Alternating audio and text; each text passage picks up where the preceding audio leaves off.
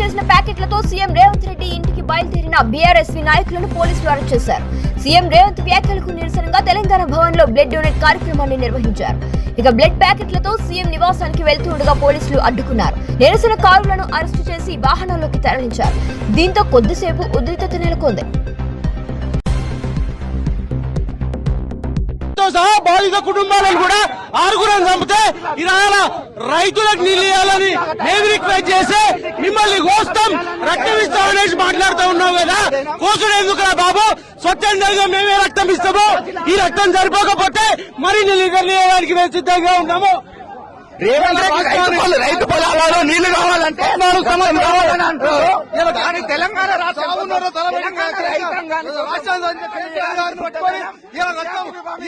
కేసీఆర్ కేటీఆర్ అనుసారు రక్తం తీసి పంట సలహా అన్నాడు కదా.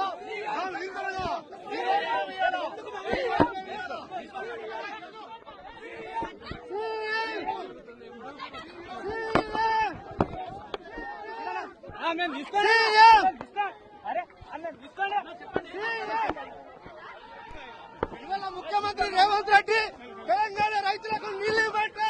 తెలంగాణ రైతులకు